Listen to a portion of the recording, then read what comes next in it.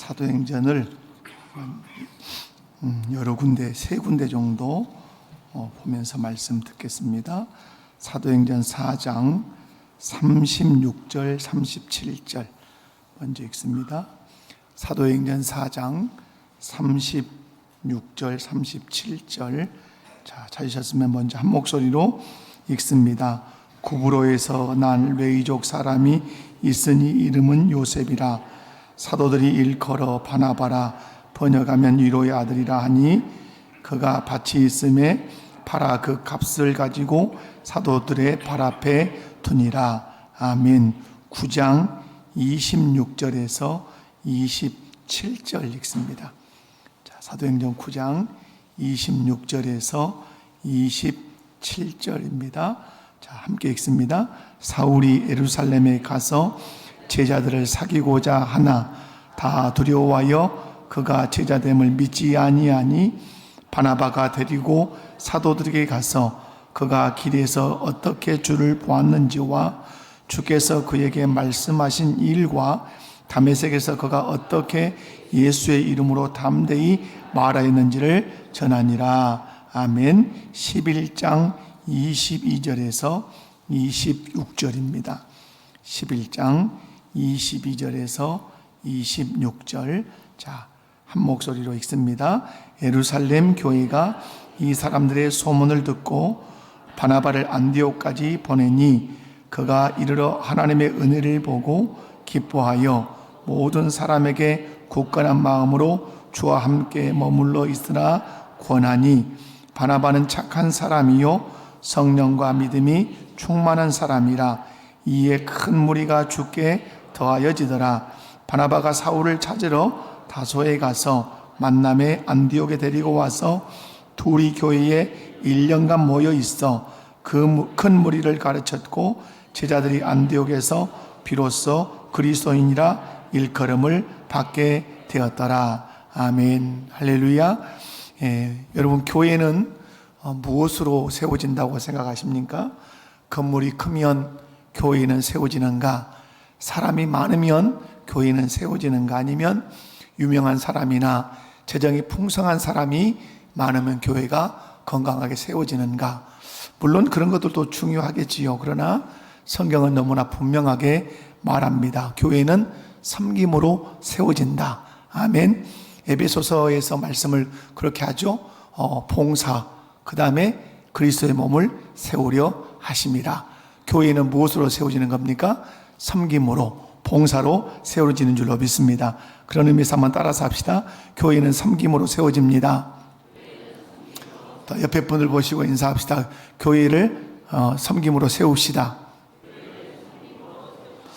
오늘 우리는 본문에서 눈에 잘 띄지 않지만 교회를 건강하게 세우는 한 사람을 우리가 3번을 읽으면서 만나볼 수 있습니다. 이 사람은 앞에 서기보다 옆에 있었고 자기 이름보다 다른 사람의 이름을 더 내세웠던 그런 사람인데 그 사람의 이름이 방금 누구였습니까? 바나바였습니다. 그렇다면 바나바는 어떤 섬김으로 건강하게 교회를 섬겼는지 본문 말씀을 중심으로 해서 교회를 세우는 섬김의 사람 바나바, 한번 함께 제목을 읽어봅니다. 시작. 교회를 세우는 섬김의 사람 바나바. 이런 제목으로 말씀을 살필 때 오늘 5일째입니다. 섬김 시리즈죠. 여러분 말씀을 통해서 은혜 받으시기 바랍니다. 바나바는 어떤 섬김으로 건강하게 교회를 세웠을까? 첫 번째, 바나바는 자신의 것을 헌신하는 섬김으로 교회를 세웠다. 이렇게 성경이 기록을 합니다. 본문에 등장하는, 특별히 오늘 4장 36절 이하의 말씀을 보면 본문에 이 바나바의 본래 이름은 뭐였습니까? 요셉이었습니다. 그가 어느 지파 소속입니까? 레위족이었다. 이렇게 말합니다. 그러나 사도들이 이 사람의 이름을 새롭게 붙여줍니다. 무슨 이름으로? 바나바. 그를 일컬어 바나바.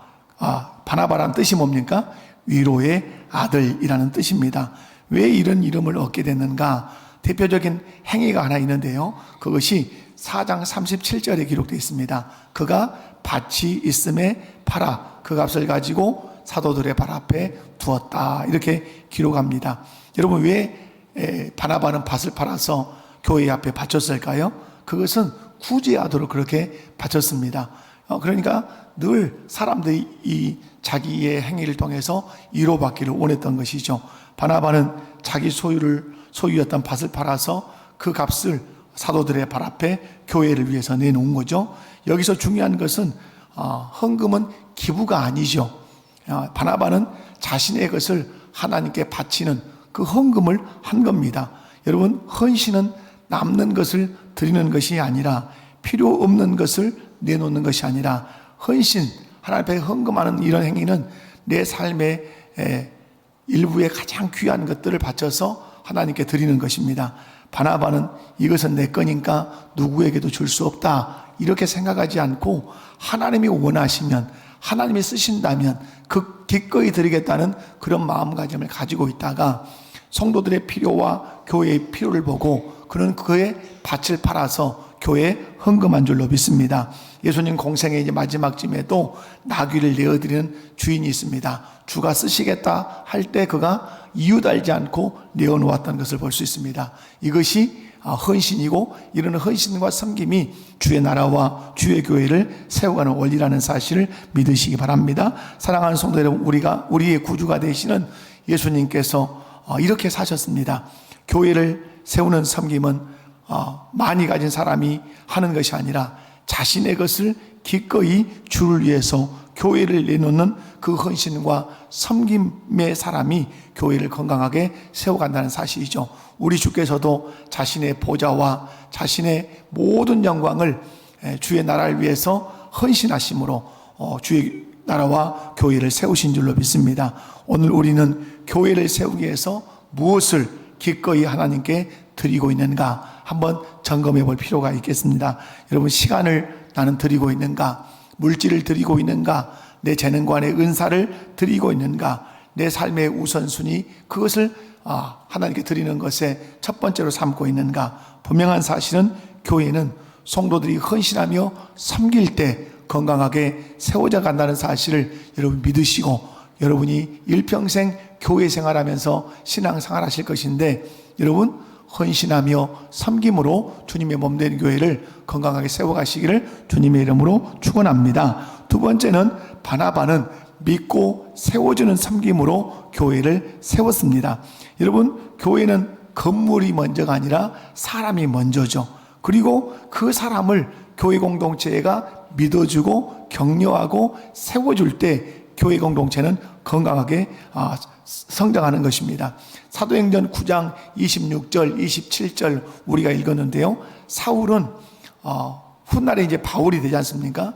예수님을 만난 후에 변화되어서 어디 들어가서 교제를 하고 싶어 합니까? 예루살렘 교회에 가서 사도들과 함께 교제를 하고 싶어 합니다. 그러나 예루살렘 교회의 반응은 매우 차가웠어요. 차가울 정도가 아니라 도리어 사울을 두려워했어요. 그리고 의심이 있었어요. 어떤 두려움이 있었냐면, 사울은 과거에 예수 믿는 사람들을 앞장서서 죽이는 사람이었습니다. 그 대표적인 희생자가 누굽니까? 스데반이었어요. 스데반을 죽이는데 앞장섰던 사람. 그래서 스데반의 옷이 누구 앞에 놓였습니까? 성경을 보면 스데반의 발 앞에, 이 사울의 발 앞에 놓였지요. 여러분, 사울은 그만큼 교회와 예수 믿는 사람들을 박해하는데 앞장을 섰는데, 듣자 하니 이 사람이 예수 믿고 변화됐다는 거예요. 그리고 예루살렘 교회에 들어와서 사도들과 교제하고 성도들과 함께 예배하고 싶어 한다, 이런 얘기를 들은 거예요. 그런데 예루살렘 교회가 받습니까? 받지 않습니까? 우리는 못 믿는다, 도리어 들어와서 우리를 잡아서 우리를 죽일지 어떻게 아느냐, 이런 의심이 계속해서 예루살렘 교회 사도들과 성도들에게 있었던 거예요.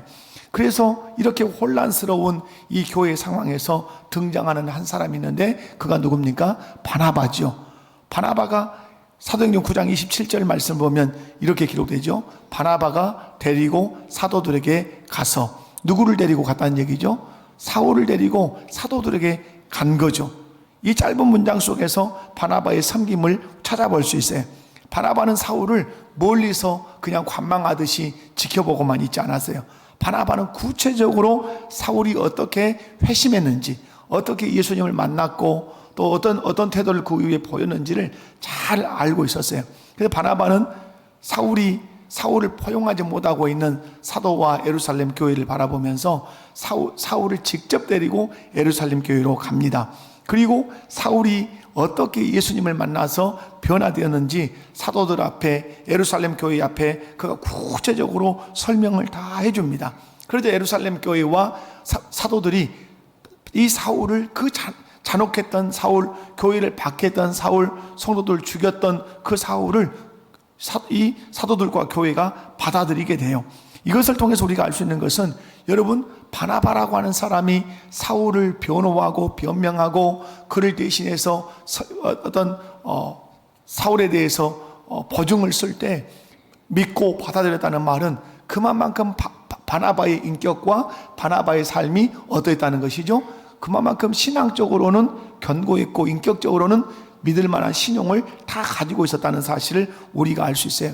사랑하는 성도 여러분, 우리도 그러한 사람이 되기를 원합니다.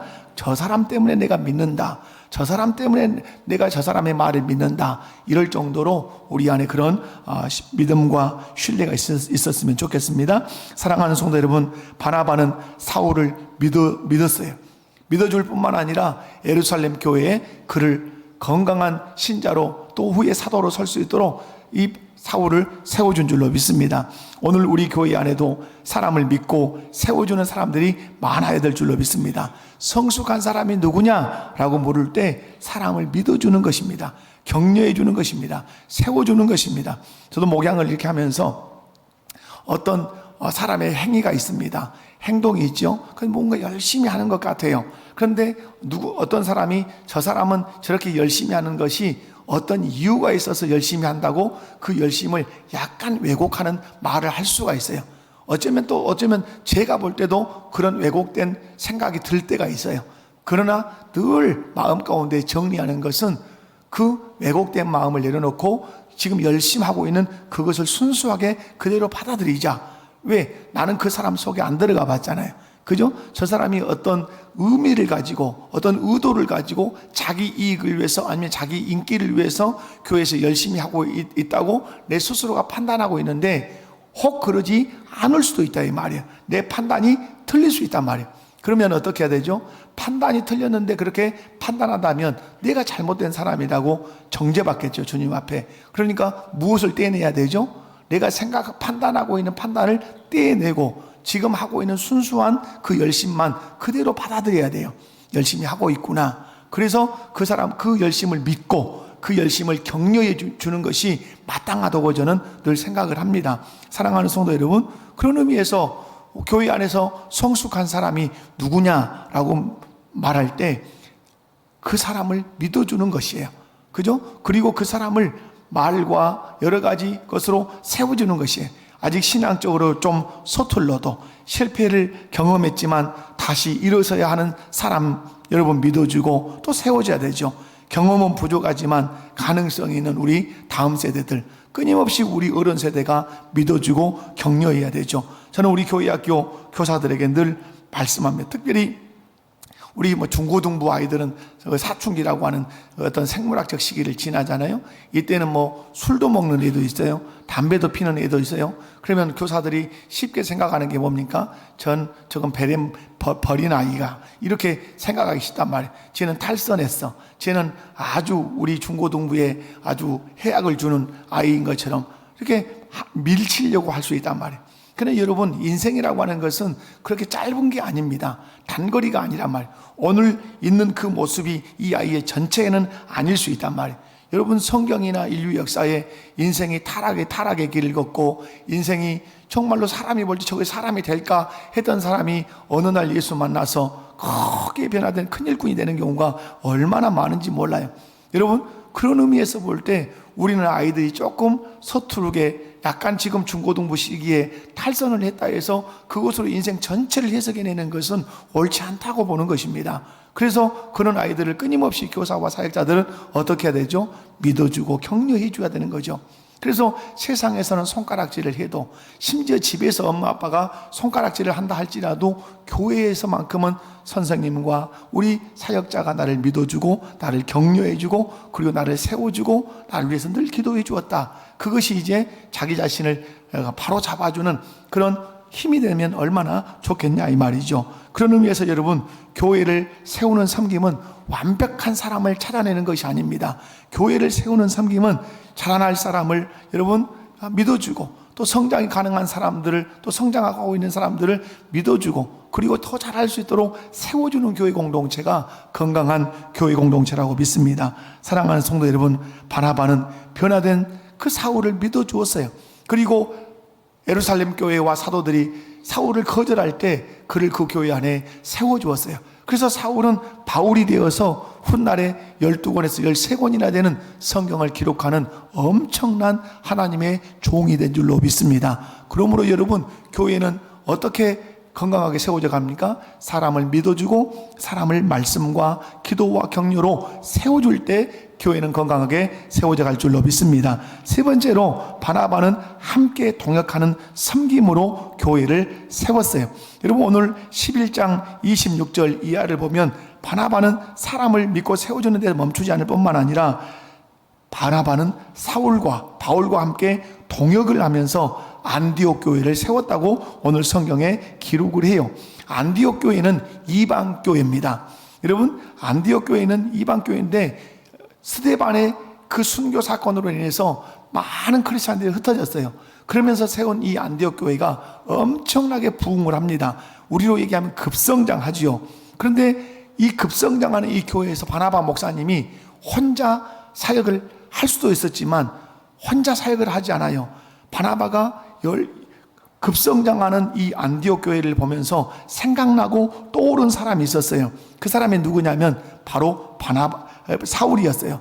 함께 동역하면 좋겠다. 그 사람은 구약 성경에 대해서 아주 달통한 사람이기 때문에 이 사람이 예수 믿어서 지금 그 구약 성경이 예수 그리스도를 어떻게 소개하는지 잘 알기 때문에 이 사람을 모셔다가 함께 말씀을 가르치면 우리 안디옥 교회는 더 성장할 거다, 이런 믿음을 가졌던 거죠. 그래서 바나바는 사울의 고향인 다소 지역으로 올라가요. 안디옥에서 더 위쪽으로 해서 서쪽으로 가면 다소라고 하는 지역이 있어요. 근데 거기 가서 이 사울을 불러옵니다. 우리 안디옥 교회 가서 함께 좀 말씀을 가르치고 사역 좀 합시다. 그런데 사울이 거기다 오케이 하고 안디옥 교회로 와요.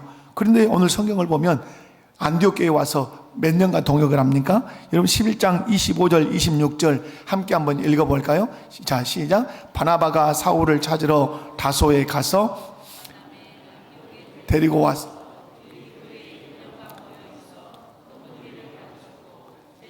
안디옥에서 비로소 그리스도인이라 일컬음을 받게 되었더라. 아멘. 유명한 말이 있습니다. 비로소 안디옥에서 누구라 일컬음을 받았어요? 우리가 말한 크리스찬이라고 하는 이 말이 안디옥 교회 성도들에게 나온 말이에요. 근데 안디옥 교회 성도들을 크리스찬이라고 하게 된 중요한 원동력이 어디냐면 바나바와 사울이 동역한 결과로 성도들의 삶이 달라졌다는 뜻이에요. 그래서 동네 사람들 그때는 좀 비아냥거리는 소리였어요. 우리로 얘기하면 저 예수쟁이들, 예수에 미친 사람들. 왜? 예수님이 말씀하는 대로 사니까. 그래서 별명을 붙여준 거죠. 우리로 얘기하면 예수쟁이, 크리스찬이라고 붙여준 거예요. 이 크리스찬이라고 별명을 붙게 된 중요한 이유가 어디 있다고요?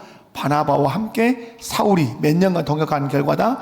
1년간 말씀을 잘 가르쳤더니 성도들이 그렇게 살아내더라 이 말이에요. 그래서 크리스찬이라고 하는 별명이 붙은 겁니다. 성경은 분명히 말합니다. 둘이 교회에서 1년간 모여 있어. 둘이 1년간 함께 바나바와 바울이 동역했다는 거예요. 사랑하는 성도 여러분, 바나바는 바울을 경쟁자로 보지 않았어요. 여러분, 부목사님이 설교를 잘하면 담임 목사가 힘들어한다는 말이 있어요. 어떤 교회는 부목사님이 담임 목사님보다 좀 설교를 잘한 것 같다 하면 해임을 시킨대요. 저는 그런 얘기를 진짜 들어봤어요. 전혀 안 놀라시네요. 그런 건 좀 비극적인 거죠. 왜냐하면 왜 그럴까요? 부교육자를 담임 교육자가 경쟁자로 보기 때문에 그렇죠. 결코. 그런데 바나바와 바울은 서로 경쟁자로 서로 여기지 않았죠. 자리를 위협하는 사람으로도 보지 않았어요. 하나님의 일을 함께할 누구로 보았습니까? 동역자로 보았어요. 그러나 여러분, 동역이라고 하는 것은 쉽지 않습니다. 호흡을 맞춰야 동역이 잘 되는 거예요. 때로는 자기를 낮추고, 그죠? 다른 사람의 말을 경청하고, 그리고 섬기고. 여러분, 그러나 교회는 혼자가 아니라 함께 할 때, 동역할 때 건강하게 세워져 가는 줄로 믿습니다. 동역하는 성도들이 있을 때, 동역하는 사역자들이 있을 때 하나님의 교회는 건강하게 세워져 갈 줄로 믿습니다. 그런 의미에서 올 한 해 여러분, 교회 생활할 때 교회를 건강하게 세워가기를 여러분이 원하신다면, 나는 우리 목포교회 안에서 누가 되겠습니다? 동역자가 되겠습니다. 아멘. 우리 권사님들 앞에서 이렇게 기도할 때 가끔 이렇게 들어보면 이런 기도를 하시는 분들이 계세요. 우리 목사님에게 동역하는 동역자들을 많이 붙여주세요. 이 말은 뭐냐면 전체가 다 동역자가 아닌 것처럼 느껴지는 뜻이 될 수도 있어요. 여러분, 우리 모두는 함께 다 동역자가 되어야 될 줄로 믿습니다. 저와 여러분이 동역자가 되어야 되고, 교회 학교에서 교사만 동역자가 아니라 또 교회 학교를 온 성도가 동역하고, 아멘. 그리고 특별 새벽 기도회 이런 거 할 때도 우리 함께 뭐 하는 거예요? 이 자리에 나온 것이 동역하는 것이죠. 분명한 것은 동역할 때 건강하게 교인을 세워줄 줄로 믿습니다. 삼겹줄은 쉽게 끊어지지 아니하느니라. 동역의 중요한 원리를 설명하는 거죠. 말씀을 뱉습니다. 사랑하는 우리 목포교회 성도 여러분, 바나바는 그 시대의 가장 유명 인사가 아니었어요. 가장 앞에 선 선도주자도 아니었어요. 그러나 그는 분명하게 교회를 건강하게 세운 인물이었다는 사실은 분명해요. 오늘 하나님은 우리에게 바나바를 통해서 묻습니다. 너는 얼마나 잘하느냐? 이렇게 묻는 것이 아니라 너는 교회를 세우는 사람으로 서 있느냐? 이렇게 묻습니다. 교회를 세우기 위해서 여러분, 바나바처럼 오늘 결단하셔야 돼요. 어떻게 결단해야 되죠? 내 것을 가지고 헌신하고 헌신하는 섬김으로 교회를 세우겠습니다. 사람을 믿고 격려하고 세워줌으로 내가 교회를 세우겠습니다. 혼자가 아니라 함께 동역함으로 교회를 섬기겠습니다. 이렇게 교회를 섬겨서 우리 목포교회를 건강한 교회로 세워가는 한 사람, 누가 되겠습니다? 내가 되겠습니다. 아멘이십니까? 옆에 분들 한번 그렇게 인사합시다. 교회를 건강하게 섬기는 성도 됩시다. 아멘이십니까? 여러분, 오늘 바나바 성경에서 위로의 아들이라는 별명을 가진 사람으로 등장을 합니다. 그래서 여러분, 교회에서 처음 새가족이 올 때 새가족을 잘 적응하도록 옆에 붙어서 사역하는 사역을 바나바 사역 이렇게 말을 합니다. 그래서 저희도 올 한해는 바나바 사역을 좀 한번 해볼까. 전에 하다가 중단했는데 바나바 사역을 활성화시켜볼 그런 의지를 가지고 있습니다. 여러분, 바나바처럼 자신의 것을 헌신하는 섬김으로, 사람을 믿고 세워주는 섬김으로, 혼자가 아니라 함께 동역하는 섬김으로 우리 목포교회를 건강하게 세워가는 우리 모든 성도들 되시기를 주님의 이름으로 축원합니다. 자비로우신 아버지 하나님, 감사합니다. 저희들 부족하고 연약한데 예수 믿는 성도로 붙들어 주시니 감사합니다. 오늘 이 말씀처럼 바나바처럼 우리의 것을 주께 헌신하는 그런 섬김 있게 하여 주시고, 사람을 믿고 세워주는 섬김으로 교회를 세워가게 하시고, 나 혼자 열심히 잘하는 것보다 두세 사람, 우리 모든 성도들이 함께 동역하고 섬김으로 우리 목포교회를 건강하게 세워가게 하옵소서. 우리의 힘으로 부족하오니 이런 섬길 수 있는 힘을 성령님 공급하여 주시옵소서. 그래서 우리 목포교회가 봉사로, 섬김으로 그리스도의 몸된 교회로 잘 세워져 가도록, 하나님 나라를 지향하는 교회로 세워져 가도록 은혜를 더하여 주시옵소서. 거룩하신 예수님의 이름으로 기도하옵나이다. 아멘.